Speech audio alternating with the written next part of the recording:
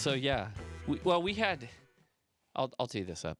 Okay. We had a great conversation, actually, the three of us, about intentional communities, like when Catholics try to form community, like especially we're talking about the laity here. Yeah. And sometimes that works really well, and sometimes it doesn't. And I think it's an interesting question, like to unpack, like why does it work? Or because I think that we live in a time in which people are very hungry for community and connection. Yes. And sometimes when you try to form that, it gets really weird. Yes. And then sometimes it just works magnificently. And maybe we can try to figure out what makes it work and what makes it get weird. Okay. So that if people listening out there are in such a circumstance, they'll maybe know how to guide themselves to a better outcome. Yeah. I feel like, I don't know if this is going to be a way to guide the conversation, but when my experience of Catholic communities are a couple of things. Having gone to St. Vincent for 4 years, and being really, really like immersed in the Benedictine community and knowing a lot of Benedictine monks, that's like one intentional community that I think about that, by and large, has survived the test of time. You know. Well, yeah, the Benedictines, have sort of survived the test of time. Yeah, I mean, maybe. Yeah, I don't like to speak in absolutes, so everything is always sort of like kind of. Well, no, I mean, I would say they're an exemplary example of where, not without their dysfunction. Well, but they've withstood all the things. But they're also a religious community, so we should at some point distinguish between that and a group of lay people spontaneously trying to get together and form a community, because there's some real differences. Well, right. So that was going to be my second one, is being kind of, there we go again, a part of homeschool communities here and there over the past, decade. And I wouldn't want to say epic failures, but some of them have been challenging, like wounds. I just think of some of them, and I'm like, man, everything about this is just not built foundationally well, and so it will be interesting to kind of dissect those two things. I also want to say, like, living in Nicktown, and I don't know if you'd call them an intentional community, but the Amish, I feel like the Amish somehow have made Amishness work.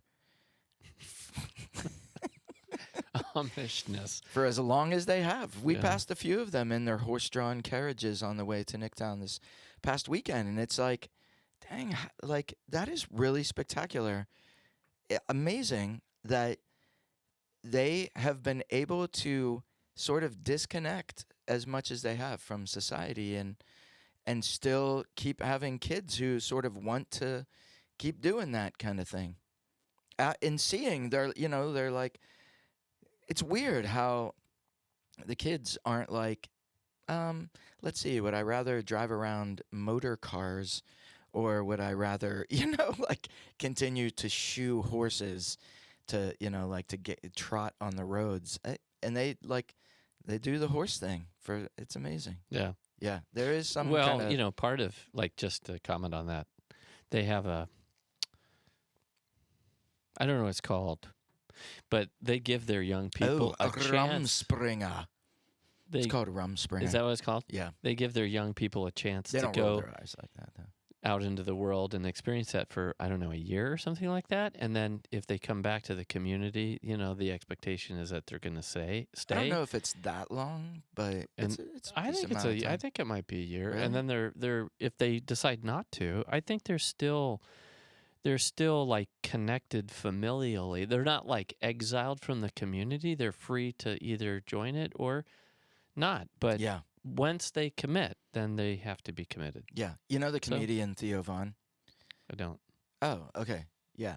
Theo Vaughn has a podcast, and a very popular podcast, almost as popular as ours. Oh, And I'm sure. but the one time I don't normally watch it, but it popped up in my feed that he actually had an Amish, like a traditional Amish, not the more sort of like liberal sort of Amish people, but like the traditional Amish teenager who was on Rumspringer and was on his podcast talking about the experience. And and this kid, I think, in the end, chose to go back to to be a part of the Amish community. But it was fascinating. Hmm. Yeah, Wow. yeah, Well, yeah. Let's sort this out. yes, Again, why do some intentional communities work, and why do others not work? yeah. Break it down. Yeah. Well, I mean, for me, the first thing that I always like to point out is that community always forms around some natural good or end that we by nature and out of some sort of necessity seek. And it's hard to, and that just may be friendship Mm-hmm. itself, but usually friendship is ordered around a common interest in an activity, for example. Yes. So sometimes when you don't have that ordering principle, then a lot of times those efforts can fall apart and break down. Like, okay, we're hanging out. Like, why are we here? So I Yeah. can think of different groups. Like when we've been part of different couples groups, and there was a good in just getting together with other couples at the same stage of raising kids as us, so that we could pray together and have fun together and eat together and just kind of have fellowship. And there wasn't anything beyond that. Yeah. But I would contrast that with, some of the examples of the homeschooling communities that you and I have both been part of. We've been part of different communities, and you and I have been part of the same communities, Yeah. depending on where we were living at the time. Right. And I think that what happens is that when a community like a homeschooling community or like a prayer group tries to impose a rule of life on itself that then imposes on a more fundamental form of social organization, it doesn't work. So I'll give you an example. Yeah. So when a group of families get together and they're going to live by a rule of life, first of all, who's the head and principal of that group of families? Yes. And where is the line between the authority of the leader of that community and the father and mother of the family? And that's what got weird. Like, for example, we've been part of prayer groups that worked really well precisely because there was no rule of life that we were trying to live by. Yeah. And there was also no sort of alpha, authority or alpha personality that was trying to dictate what everyone was doing. And that worked really well. Yeah. But I've also been part of communities where there was someone that was trying to assert themselves as, this is the way you homeschool. Right. And that somehow usurps the authority that me as a father and my wife as mother have over our home. Fatherhood is a more natural and a more fundamental order of society than this group of families that might get together. So and I would call into question, if a group of families tries to come together and live in a kind of community, it's one thing to live by a set of HOA rules, you know what I mean? But even that can get weird, the garbage cans and how the grass has to be cut. And you know what I'm saying? It can encroach on the natural structures of authority that God has set up, because you try to supersede those more fundamental forms of social organization by something that's more artificial and more arbitrary and also more personality driven, and it just becomes kind of very voluntaristic, where somebody says, I'm the one who gets to call the shots here. So it gets weird, and we talked about this before, what movies you're allowed to watch in your home, or what homeschooling curriculum you have to use if you want to be truly Catholic, or things like this, where it's wait a second, right? You don't actually have the authority to decide that. Now, if we if we enter into a kind of covenant community where we, through some due process, acknowledge, a set of bylaws that we all agree that we're going to live by, and that we choose those who are going to enforce those laws. Yeah. Like there's covenant communities in the charismatic, renewal that have hung around for a long time because they had those kind of things established. But even those have been strained. Those communities have been strained over the years by certain cults of personality and different things. So anyway, I just would throw that out there as kind of a starting point. Yeah. Again, two things. One is that you form community around a common interest that you share. And then secondly, you have to organize yourself in a way that doesn't usurp or supersede a more fundamental and natural order of community. Yeah. My sense is that oftentimes, okay, so let me start with the last thing you said. I feel like it works better whenever there's a more, I feel like when you start to get in the weeds of details, you like how to live or the best, the quote unquote best ways to do things.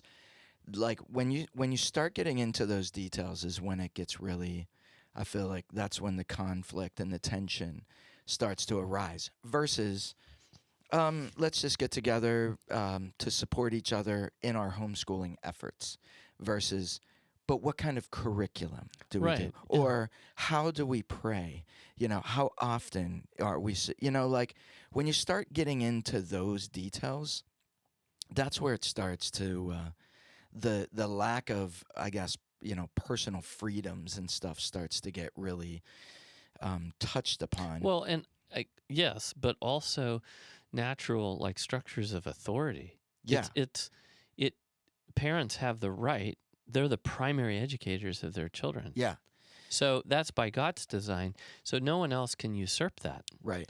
Without it creating the tensions that arise when that begins happening are natural. Like it's a natural instinctive pushback. Like, wait a second. Oh, that was definitely our experience. Like, just didn't like the intrusion of somebody's kind of personal opinions trying to dictate the sort of day-to-day living of my family's life, which is why we really sort of was more adjacent to a lot of these groups than we were like really in the midst of it. Yeah. The other thing I was going to say is that I think a lot of times, and this is so much my opinion, whenever a group is doing it, like taking on this endeavor of intentional community, and if you really got to the heart of it, there's some level of fear or idealism that is the motivation for it. Yeah. It's always going to fail. It's going to fail miserably. Like trying to idealize some concept, like, and that could even be idealizing the concept of communal living. Yeah. No, I mean, or that we're going to get together and we're going to form this community because we're afraid of society or what society is like, putting out there. So we're going to kind of use this as a way to help create a barrier to that. Like if there's any fear, if it's motivated in fear, I just feel like, and I feel like some of the, I don't want to diss on the homeschool groups too much, but I also felt like there was some of that. Like they're afraid of the influence of the culture. And so a lot of like what they would talk about whenever they were together was kind of like just sort of fear-based. And I don't know, something about that also turned me off. Yeah. No, I mean, I would agree wholeheartedly with that. And I do think that's the underlying driver sometimes towards that idealism or also a kind of puritanism. We're going to create this pure experience that's not messy, that's not human. But then again, what happens? Forgetting that we're humans. Yeah, and we're messy. And we also, we can impose certain kinds of forms of community discipline and shaming that are meant to kind of marginalize certain things, again, where it's like, well, you don't have the established authority to do that. Like when you think about society, the reason why political society works for the most part, and by that let's think on a local level of just civic society. We all realize that we come together because we have a shared interest in certain protections and certain securities that we need and that we have when we come together versus when we have to, like take care of these things all by ourselves, in isolation. So we come together and we say, yeah, it's good for us to have roads, and it's good for us to have a police, a set of laws that we live by. And we have a police force, and we have a fire department that, we pool our resources because we have a shared interest in certain securities, and then we pay taxes and stuff to pay for that. And it works precisely because we not only do we have a shared set of interests, but we also agree on the process by which we're going to appoint who's going to have the authority. We deputize people. We give them the authority to be able to have that authority over us and to enforce those laws. And for the most part, it's a natural process that we know that we need out of necessity, and that's why it works.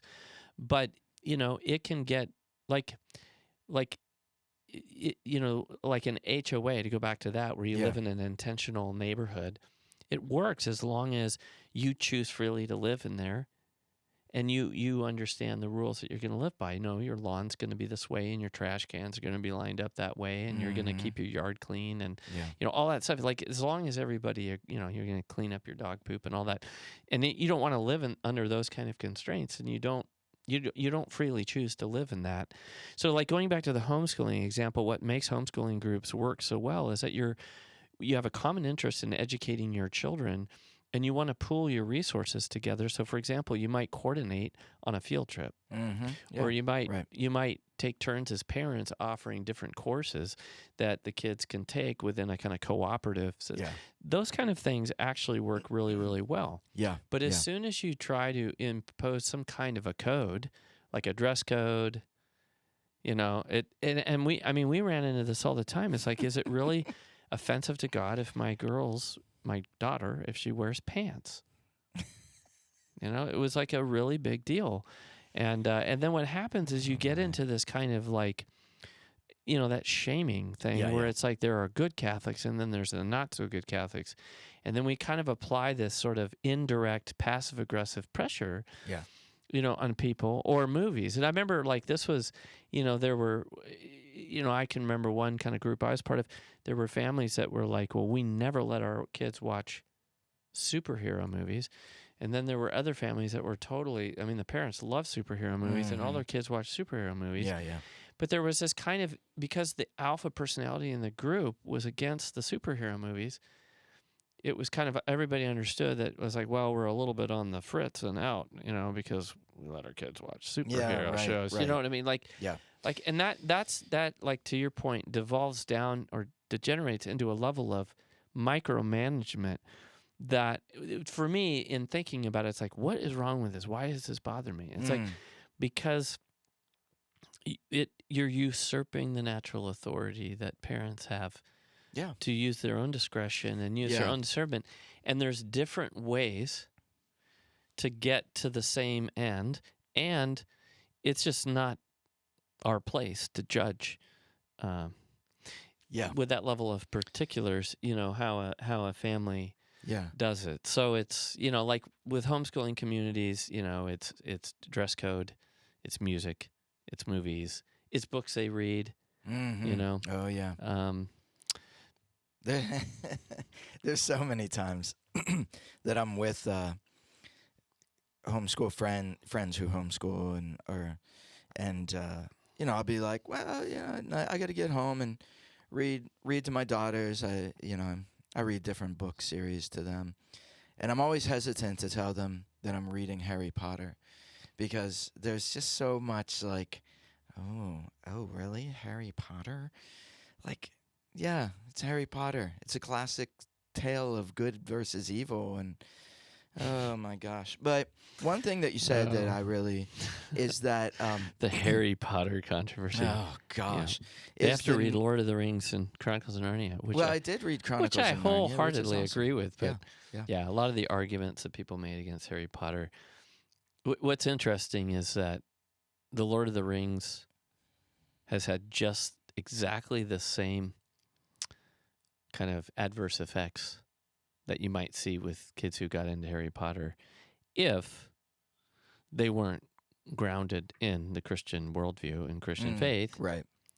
And for kids who are well grounded in the Christian worldview and the Christian faith, Harry Potter is no problem for them because they can tell the difference between good and evil. Right. But at any rate, the one thing you said at the end there, the key word for me was discernment. Like, I don't know if it like what the theology might be behind this, but it's almost as if we're created with the intention of a freedom of personal discernment. You know, like, in other words, someone discerning what is right or wrong on our behalf seems so innately anti-Christian. You know what I mean?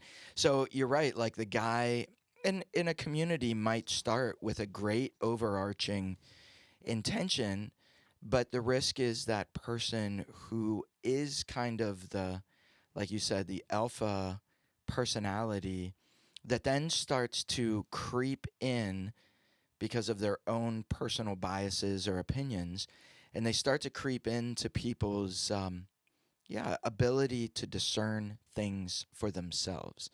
And that to me seems extremely offensive, you know. And I don't know if there is a theological principle behind that, you know, like there's a reason why I feel like that, or am I just super anti-authoritarian? And it could be a little mix of both. well, I think I've already kind of highlighted it. I think there's no manner by which we've sort of invested a person to have that kind of authority over us. And if a person is going to have that kind of authority, you have to have a rule of life that you freely agree to live by. I mean, that's why the Benedictine community works. It's because every man who enters, St. Vincent's knows, he has a time to discern whether he wants to belong to this community. He goes and lives there for a set period of time and can discern in or out. They know what the rule of life is, and they have an established authority. He's called an abbot, Abba from father. So you have a paternal authority that is the community agrees through a kind of representative and voting process is going to be the one that has the authority to make these decisions. And these are clearly delineated, the decisions that this individual is allowed to make or not make, depending on the rule of life. See, the problem with a lot of intentional kind of like whether it's a homeschooling or just a group of friends that come together, Catholics or Catholic families, for example, I can think of other examples. Like the homesteading thing was really big when we were kind of starting out our families and everybody wanted a plot of land and wanted to raise chickens. And, there were different experiments at like a shared chicken coop. And that was the other thing is like, like a lot of the families didn't pull their weight. And then you get resentful and you're like, how come your kids aren't showing up for their turn to collect the eggs and to clean the chicken coop? And then, but when you don't have that established authority, what are you going to do about it? So kick them out or like shame them? Like you just put up with it. So it breaks down and it doesn't work. So it's unnatural. That's my argument. Okay. It's contrary to nature because it violates those basic principles I just mentioned, that we don't have a common purpose for which we're organizing ourselves. It's forced and it's contrived. Secondly, we don't have an established rule of life that we freely have agreed to live by, and we don't have a due process by which we appoint who has the authority to enforce the rule. So as the fundamental breakdown, it seems like what you're saying is a lot of communities or a lot of friends, whatever it is, families, have this good intention geared towards, like living the same sort of value systems, but it's vague. It's very vague, and it's not very clearly defined outside of let's get together and live, like these similar values together. Yeah. Right? And then as time goes on, someone or some groups arbitrarily start overlaying in a like a discipline that was never originally agreed upon, right? And that's where the conflict happens. Yes. Okay. So or they do it in a passive aggressive way. yeah. So like for example, like it's like we would like to encourage everybody to kneel for the entire holy hour, but if your family, if you don't feel that your kids are up for that, then you can choose to let them sit. Yeah. And then you're like, okay, Right. so if I choose to sit, then we suck and we're lame and we can't control our kids. And then all of a sudden you have this weird thing going on. A lot of virtue signaling. Yes, it is. Yeah. And it's very uncomfortable. So, okay, so what if you are or you have to pray the rosary every single day as a family. Mm-hmm. Yep. And if you choose not to do that, you're a bad Catholic. Yeah. Family. But it seems like there's quite a few, this is a guess, but there's groups of people who do outline a more specific way of life, and it still breaks down. Like it's they have kind of like structures to it. They like they get together, they agree upon some of the principles of it, because you don't have the established authority that you all agree upon through some due process by which you all agree that this person gets to be the enforcer of the rule of life that you're living by. It's interesting, like when a new religious or new institute is formed in the church, like you have a founder or foundress who wants to adopt a certain form of service or a certain spiritual charism within the life of the church.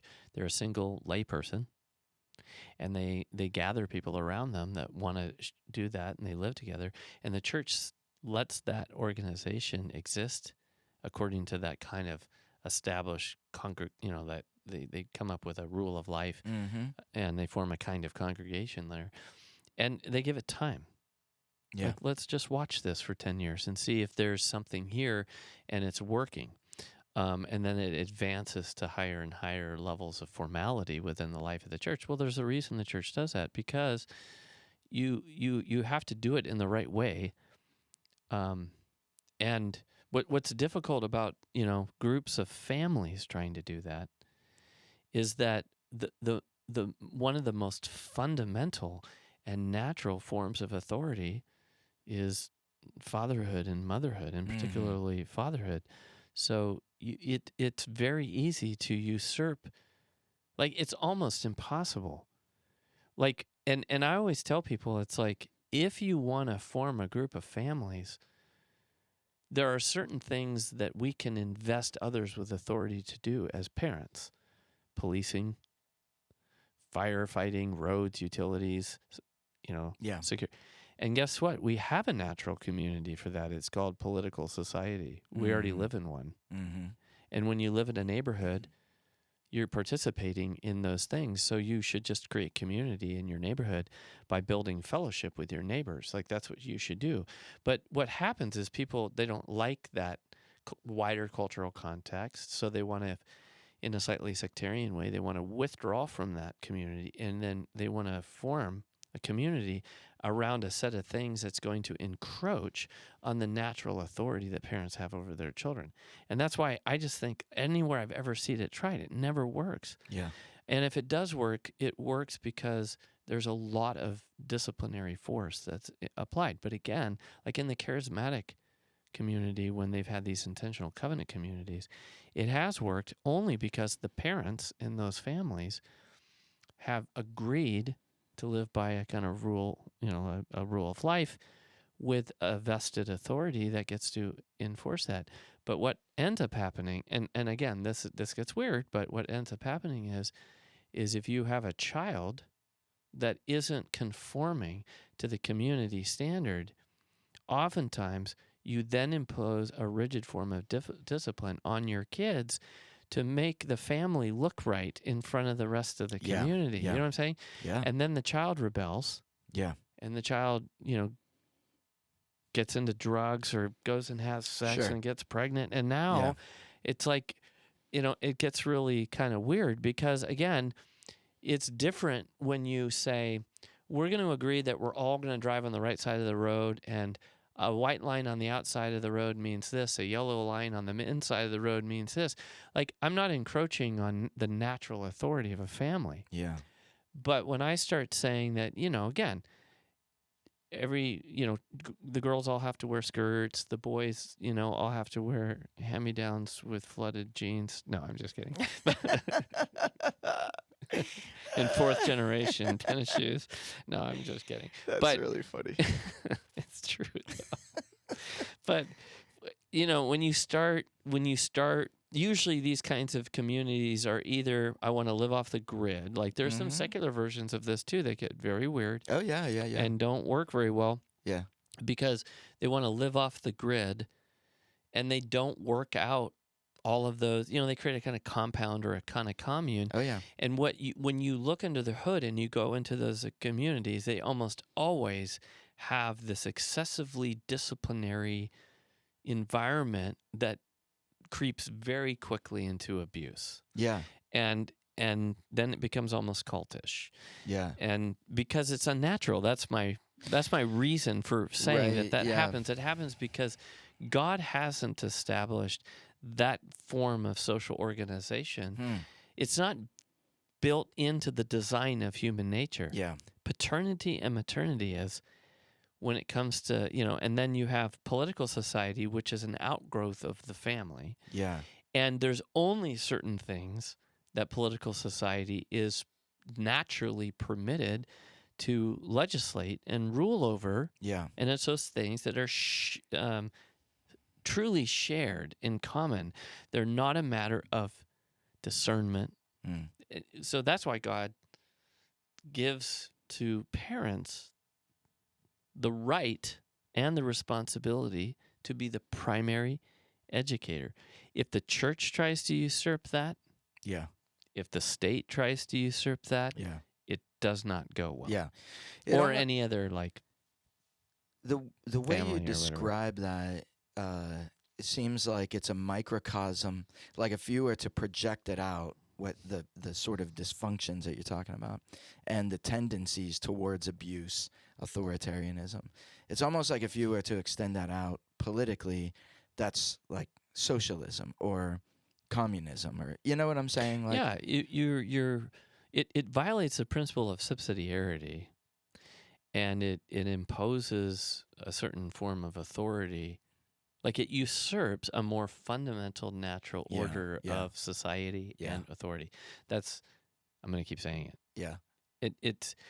Aquinas would say that there are certain forms of social organization that are more natural or more primary in human experience than others. So, like, you don't want the boys club and the girls club to tell parents how to parent. It would never work. No one would pay for that membership. But we all have a shared interest in our kids learning sports, so we join the boys club or the girls club, and we pay people to provide sports programs for us because we can outsource the expertise in athleticism as parents. But as soon as the Boys and Girls Club starts kind of usurping my authority over my children, I'm not going to belong there anymore. Yeah. Like that's just the natural way it's going to happen. Yeah. Or I trust you, and then you violate my trust by, my child getting abused, something like that. You're supposed to be protecting my children, and you don't. So I think that, like, that I think establishes kind of the fundamental and basic principles. So, like, when you want to, like we have a couples group, you and I, with a couple other couples, and we are part of CL. Father Mike Roach, kind of initiated this, and CL has a certain format they follow, and we have all agreed to do the CL format. So we try to stay true to it. I was part of a group before that had a different format. Yeah. And one of the reasons Lynn and I left that group is because we didn't like the format entirely, but we also that certain people in the group didn't follow the format. They kept kind of like holding court and usurping the process. Yeah. And I was like, I've had enough of this. Like, I'm looking for a shared prayer experience that we all agree we're going to follow. Yeah. So even though I know sometimes we complain about the source, the resource that we read because Jasani is hard to follow, Yeah. I get it. It works because every week we know what to expect. We Yeah. come together and we know that Father Mike, who established the group, he's the leader, and we give him that Yeah. right, and we give him input. And we might say we don't want to do Jasani anymore, and we want to do something else, and he might say, well, okay, well, that's fine, but we're not going to be CL anymore. We're not going to do communion and liberation because that's a lay movement that follows a particular format. Yeah. So if we're going to be part of that, we follow it. And that's why it works. It works because all those parameters are kind of in place. And it seems like if it was, it's like there's a fine line that has to be walked between like having a structure or something that every time you participate in it, it's what to expect, right? That's a good thing, I think, versus having just sort of like a loosey-goosey, like, well, let's just, randomly do something different every time. I feel like that's probably not going to be successful. But at the same time, there has to be a structure. And within that structure, there also has to be a bit of, like, it can't be too burdensome or too over-engineered. Yeah. So one of my big questions that I'm always trying to, like, wrap my brain around is, this kind of a thing seems to come so naturally to me. Like, everywhere I've lived, I've said this before, everywhere we've lived, we've always started a small group community, like, usually with other couples, or sometimes, there were single people involved with it. But it was like everybody, and our basic structure was, we're going to pray together, we're going to eat, we're going to drink, it's going to be very, very informal, but we are going to we're going to consume some type of spiritual material each week and have discussion and stuff like that. I'm always fascinated by how foreign or how difficult this concept is today. Like, why? Like, there's a deep-seated, we hear it all the time, like, oh, I love what Preambule offers because it's this community that I've never really had before. It's like, why is that such a struggle? Like, why does it seem so difficult to have that? Well, I think part of it is because when you are gathering people together for the purpose of cultivating friendship and fellowship and love, and so there's some fun involved in it. There's a little bit of learning. You keep it lighthearted. That's why it works. Everything you've ever tried always works because you're not trying to over micromanage the outcomes or the purposes, and it's not excessively disciplinary in nature. And that's your wife can wear pants to my group anytime she wants to. So that's why we can. That's funny that you say that because, boy, that was a big sticking point. She's like, no one's going to be telling me or my kids they can't wear pants. Anyway, but pants are the work of the devil for women. It's anyway, just so funny. It's so absurd. You gotta be careful. Some people could be very offended by hearing you say that. It's really crazy. But it is. It's like I think it's important because, like you said earlier, people have really good intentions. But I think what happens is they have, going back to something we say all the time, they have a performative mindset that comes out of a place of fear and shame. Yeah. And so they're seeking a kind of Puritanism that's going to make them feel worthy of God's love. And the entire calculus and framing of that is wrong. And when you try to build a community on that premise, oh my goodness, it just becomes, not only does it become dysfunctional, it becomes very abusive and manipulative. And it's just like, that's why, again, the reason why the Amish have a lot of discipline in their community, but it's entirely voluntary. The people that, even the children, and I don't feel like the children are isolated. They're not like ostracized from their biological family. At least That's my understanding of Yeah. it. I don't think I'm wrong. Okay. But once you choose to leave the community and decide you're not going to be part of it, they're not going to let you back in because they do want to filter out a certain Right. measure of the world. And that's fine if they want to do that. It's good and holy if it's voluntary. Yeah. And you have the rule of life, which they have, and they have an established, like they have a bishop or whatever, their leader of their community, and that's why it works. Mm-hmm. You have to have a paternal figure that is duly sort of elected. And Right. with the natural family, fathers are fathers by fathering, children. Like Yeah. that's, and same with mothers. Like mothers have Right. authority because they are mothers. Like they bore the children within their Yeah. womb. Like it's Right. it's the most natural society in the human family. And so even the state can't usurp that. The church can't. The church has lots of restrictions and restraints. Like, for example, it says it over and over again. The first catechist of every child is the parents. Mm-hmm. Even the pastor can't usurp the authority of the parents. I mean, if the parents are completely wrong and misrepresenting the faith, then the pastor steps in for the good of the whole church.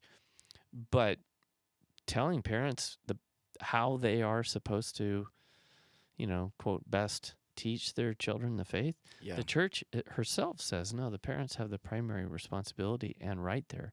And that's true with the education of math and English and all the rest. It's something that really differentiates the church from the rest of society, which oftentimes think the state, has the final say. I do want to mention, because we're kind of getting towards the end of our time here, but I wanted to say too that when it comes to like single Catholics, younger Catholics, say, getting together to form young adult groups, one of the things that my observation is that sometimes those groups are really awkward. And my sense of that is that, first of all, on the one hand, I've heard this said before, and I think I kind of agree with this. Sometimes it feels like it's a youth ministry group for older, people, like older, young, like for young adults. And young adults have outgrown the youth ministry model. Like they don't need that kind of structure, Right. or that kind of like oversight and supervision. Yeah. But the other thing that I think that happens is that, and this is, I don't know how I have to think through, how do you solve this problem, is that the fundamental good that young adults should be seeking when they get together is just friendship. Mm-hmm. Okay. And friendship is like, can we come together and just like have fun together? Or can we do a book study together? Or can we come together just to pray together because I want to pray with other people? That kind of group is never going to replace the parish, because again, the parish is a more natural, in the order of faith, the parish is the more natural, more, it's a more original principle of social organization, because God established that form of organization from the beginning in the life of the church. So you're never going to replace the parish. Your fundamental point of association in the church is always going to be the parish. And so we should invest in the life of the parish, and it should be intergenerational. Like that's more fundamental. It's more natural to be growing in the faith with people younger than us and people older than us, because it's like a family. It's a spiritual family. So we have to participate as though that's what it is. But within that overarching structure and community, different demographics can organize themselves as a subgroup or a subculture or subtext of that. But again, we have to make sure we don't over micromanage the process.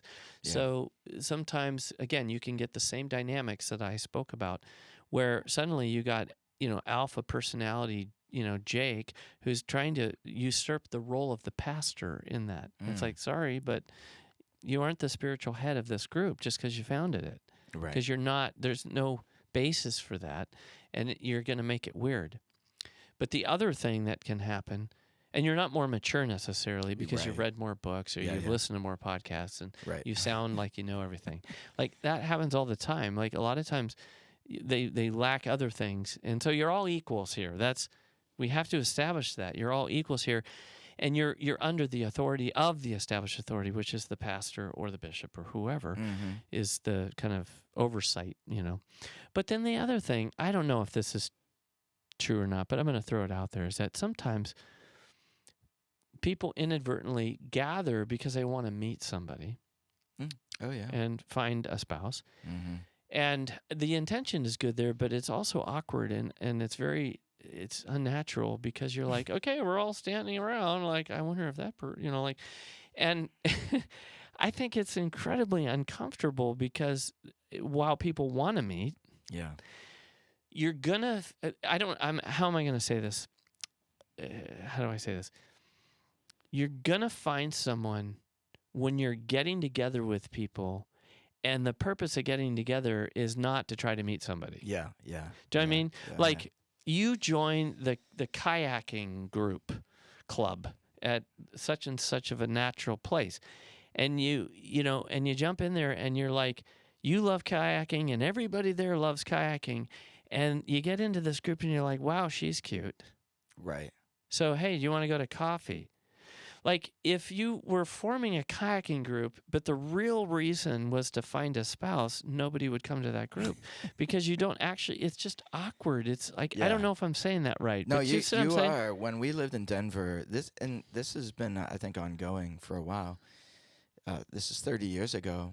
We were invited all the time to this young adult group at the cathedral.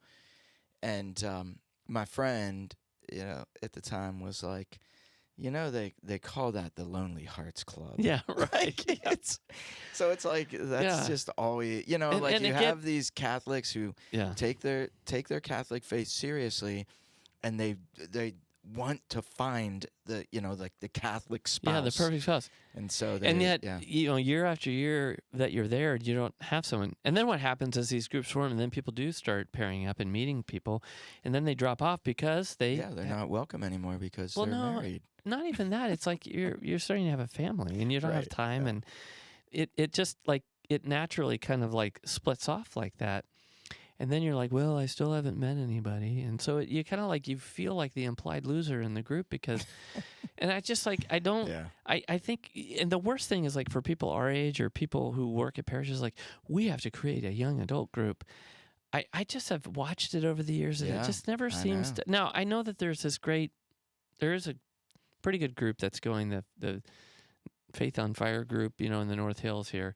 Seems to be growing, and I would love to know what the secret sauce is. My guess is that there's a common goal to learn, so there's always a speaker, and to have some fellowship and just cultivate friendship, and they've been able to create a kind of natural, and that's why it's working. It's working because, again, you have to have a common purpose beyond, like, that actually brings people together in a natural, organic sort of way.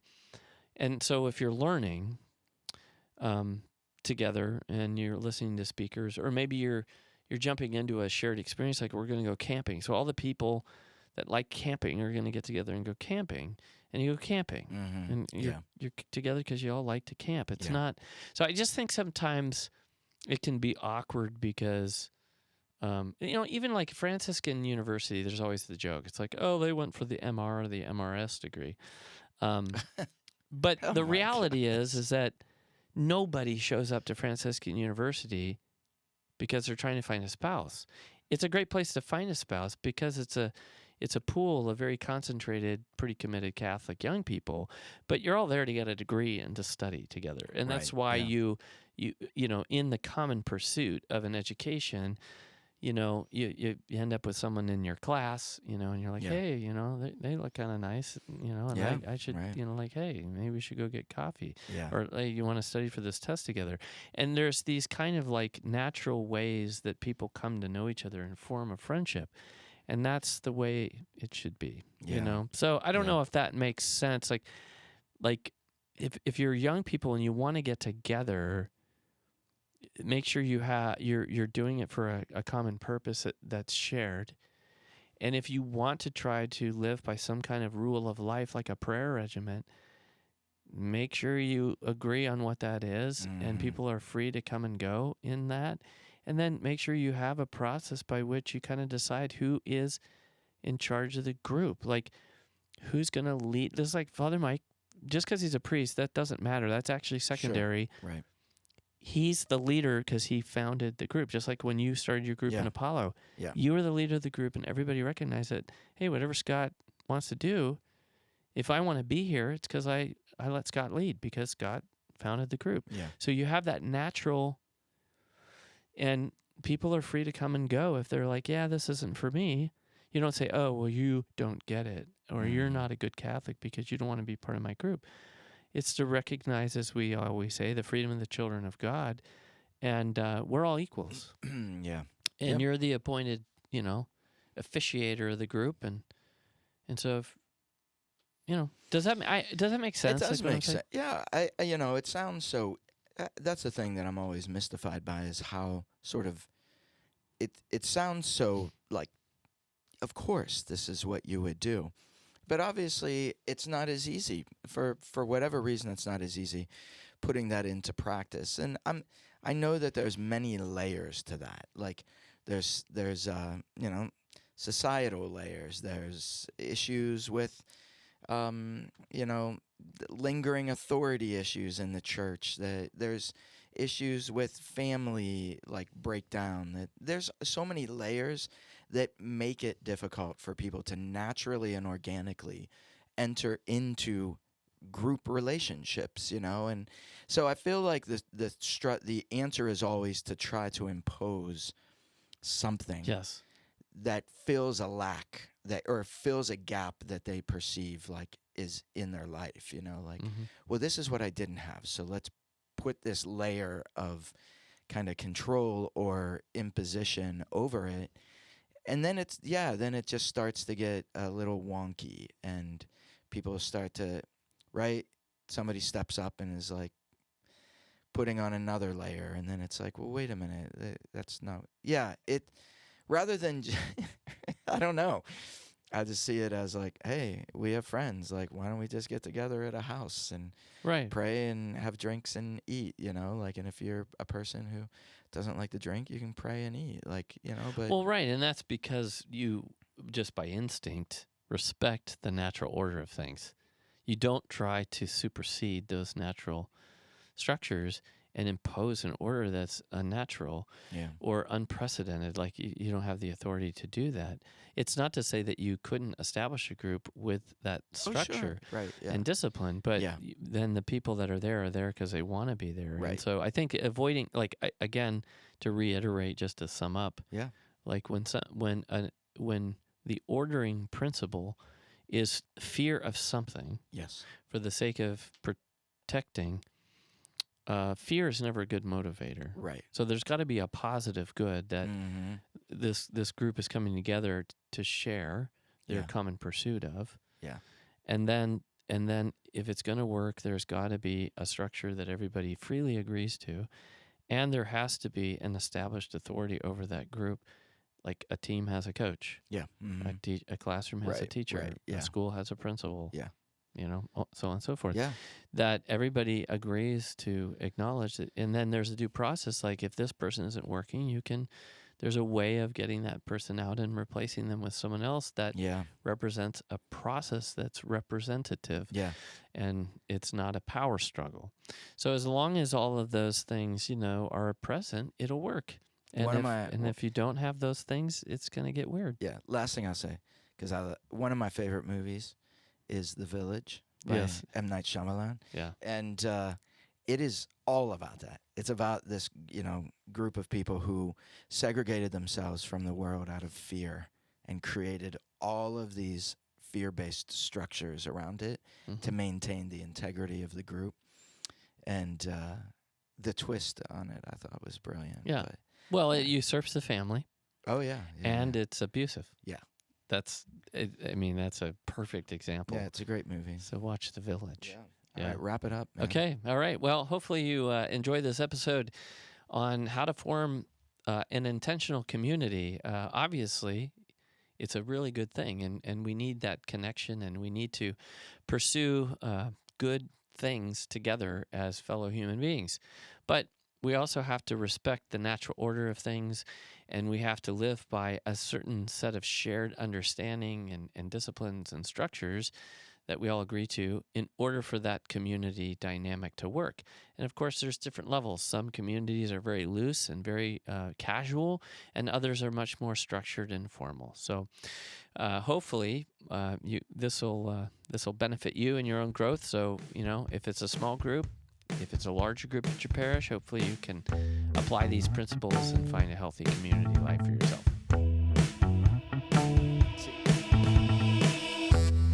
The Wise Guys podcast is a production of Preambula Group, a Catholic ministry dedicated to helping you thrive in the heart of Jesus. Visit us on the web at preambula.org and follow us on social media.